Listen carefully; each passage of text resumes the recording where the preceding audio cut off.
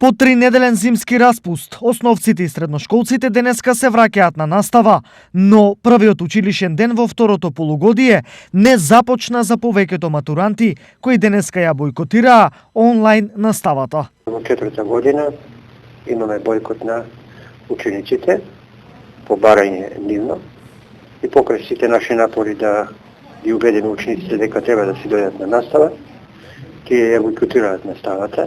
Иначе сето другото се одвива во нормален тек.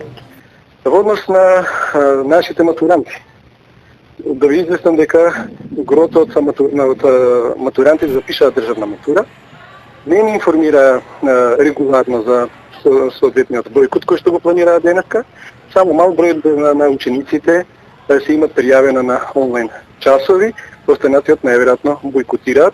Затоа е дадена сигнализација на класните раководители да добиеме повратна информација и зашто тоа се должи. Причина за бојкотот на онлайн наставата е државната матура и ставот на матурантите дека мора да има улеснување во начинот на незино полагање. Бидејќи нашите барања не беа прифатени и матурата, прво имавме предлог матурата да биде откажана, како што тоа се случи за предходната генерација, но Министерството не го прифати тоа наше барање, па излегов со нов предлог да се скрати бројот на предмети и да полагаме 2 предмети плюс проектната задача, но моментално тој предлог не ни е прифатен.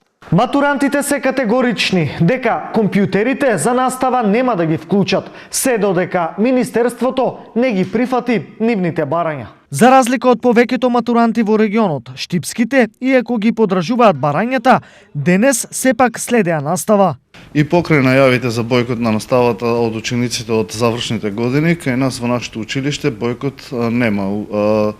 Ова утро, второто полугодие започна во најдобар ред. Инеку Министерството за образование и наука соопшти дека над 14.000 матуранти ќе полагаат државна матура според утврдената концепција за матурски испит, која не може да се менува. Оваа година законски е утврдено како се полага матура, зошто се полага матура, и тоа нема бегање. Втора работа е дека концептот е утврден на почетокот на училишната година и тој се спроведува во моментов. Секое поместување ќе им направи проблем на учениците за запишување во високо образование надвор или во земјата. Државниот испитен центар во ноември ги објави и термините за испитите од 3 екстерни испити, кои ќе се полагаат од 29 мај до 14 јуни 2021 година.